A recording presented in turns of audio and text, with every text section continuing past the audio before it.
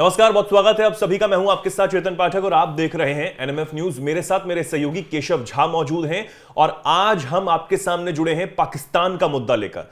दरअसल पाकिस्तान और तालिबान में तो एक तरफ जंग चल रही है, लेकिन हम उस पर बात करने नहीं आए हैं। पाकिस्तान में अंदरूनी कलह जो है, यानी कि गृह युद्ध के जो हालात बने हैं, उन पर बात करने आए हैं।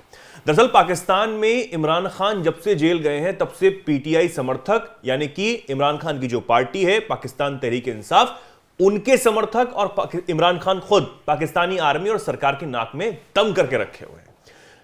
प्रदर्शन जब मई में हुए थे इनकी गिरफ्तारी के खिलाफ, तब बहुत ज्यादा हिंसा हुई थी, कई तस्वीरें सामने आई थी, हमने भी आपको लगातार जो है वो खबरें दिखाई थी। उसके बाद भी कई प्रदर्शन हुए और सीधे तौर पर सरकार को चुनौती दी जाने लगी।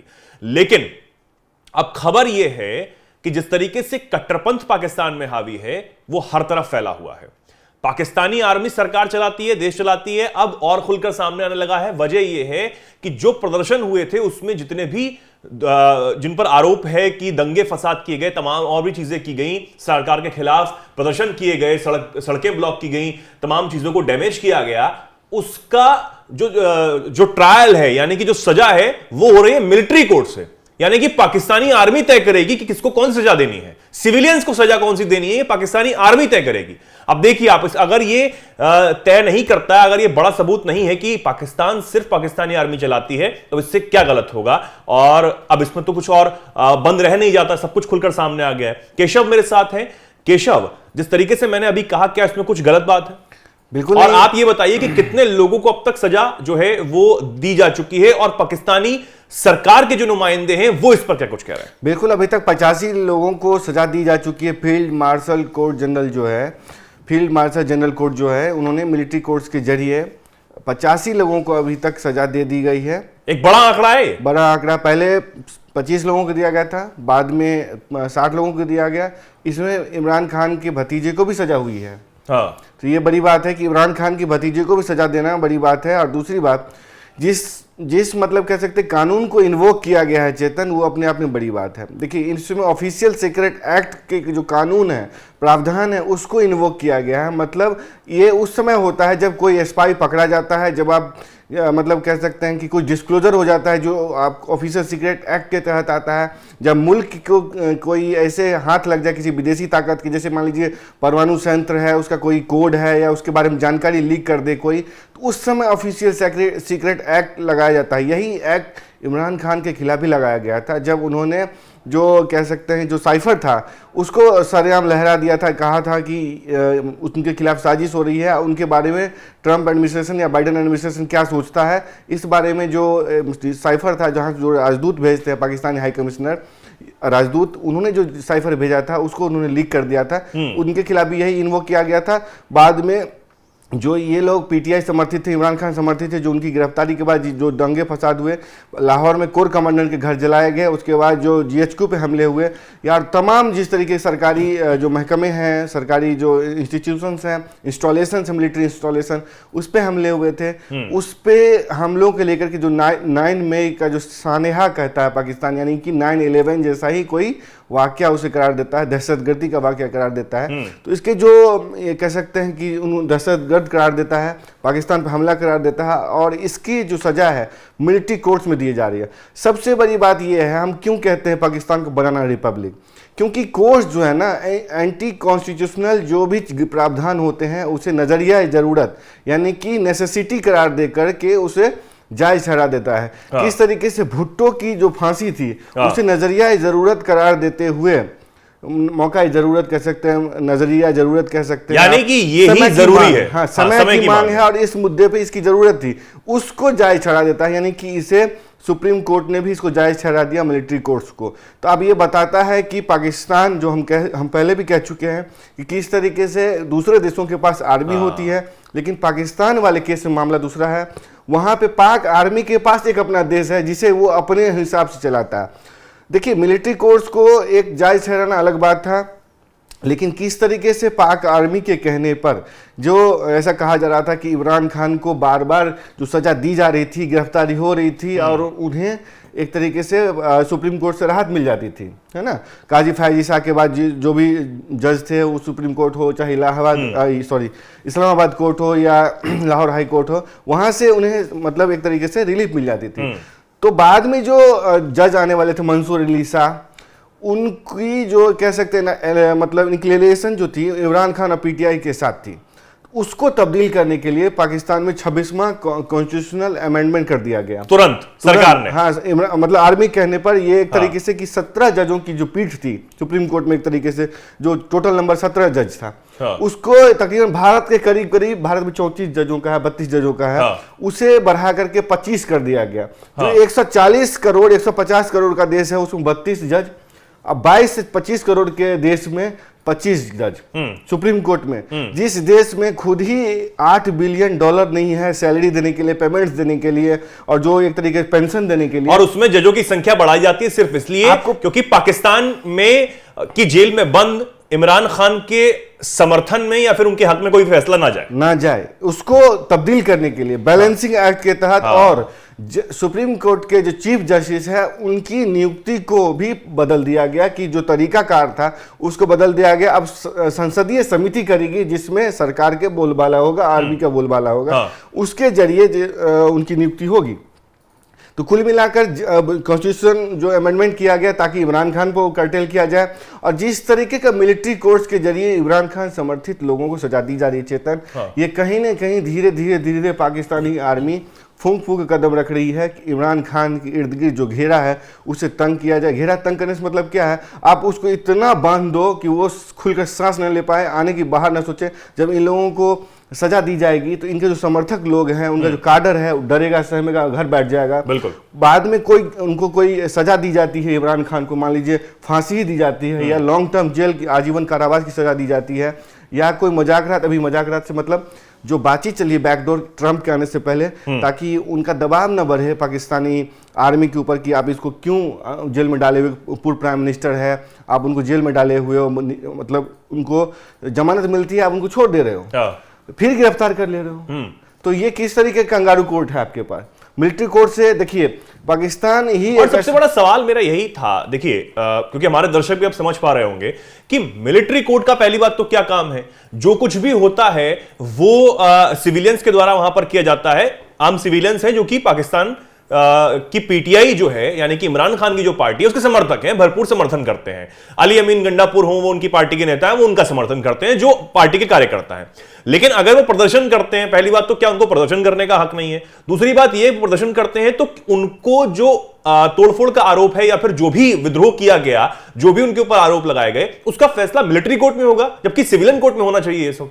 देखिए मिलिट्री कोर्ट्स की जरूरत क्यों पड़ी? जैसे भारत में ही की बात करें तो जब कोई आर्मी के अंदर कोई बगावत होती है, या कुछ इस तरह के इंसिडेंट होते हैं जिसमें जैसे लगता है कि जासूसी हो रही है, कोई खबरें लीक कर रहा है, या कोई मान लीजिए किसी ने किसी को मार दिया, तो मिलिट्री कोर्ट्स की प्रावधान है, या कह सकते हैं कोर्ट मार्शल का प्रावधान है, ठीक है।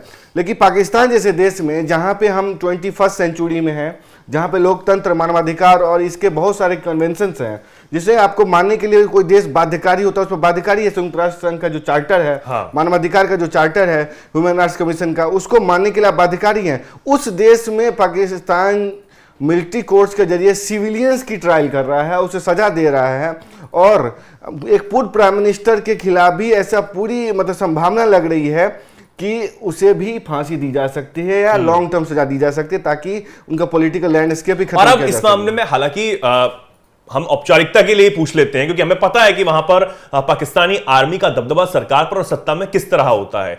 अब पाकिस्तानी सरकार में जो नुमाइंदे हैं वो क्या कुछ कह रहे हैं, जो कानून मंत्री हैं और तमाम जो मंत्री हैं वो इस पर क्या कुछ कह रहे हैं? देखिए, जब ट्रंप के विशेष मिशनों के जो दूत थे, और यूरोपियन कमीशन हुआ, चाहे यूनाइटेड स्टेट्स हुआ, यूके हुआ, उसने जब इस पर हस्तक्षेप किया है, तो पाकिस्तानी सरकार जो शहबाज शरीफ की सरकार है, उसने एक मजाकरात से मतलब नेगोशिएशन, जो अंदरूनी अंदरखाने बातचीत का जो है ना सिलसिला चालू किया है। वो भी जानते हैं कि बातचीत तब तक ही रखा जाएगा जब तक कि ट्रंप आ जाते हैं और कुछ देखते हैं कि उनका रुख क्या होता है इमरान खान के प्रति, और सरकार के खिलाफ क्या रहता है। लेकिन जो बीते एक दिन पहले डीजी आईएसपीआर जो अहमद हैं, पाकिस्तानी आर्मी के DG ISPR inter services public relation के डीजी हैं, उन्होंने जो प्रेस कॉन्फ्रेंस की है और उसमें जो शब्दों का इस्तेमाल किया है, जो फैक्ट्स का इस्तेमाल किया है, वो अपने आप में काफ़ी इमरान खान के डरावना है। उन्होंने कहा कि 72 साल का व्यक्ति, 70 साल से ज़्यादा की उम्र है, लेकिन अभी भी सीखने को तैयार नहीं है, ये ग्रो नहीं कर पा रहे हैं, कैसा व्यक्ति है ये। उन्होंने ये शब्द इस्तेमाल किया।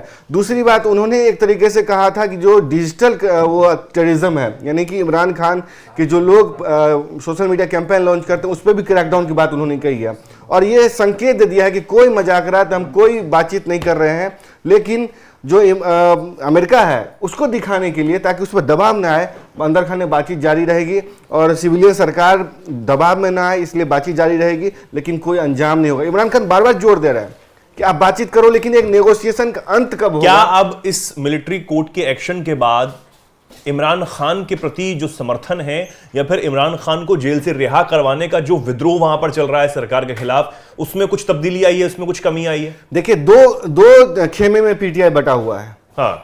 एक है अलीमा खान जो इमरान खान की बहन है। हाँ।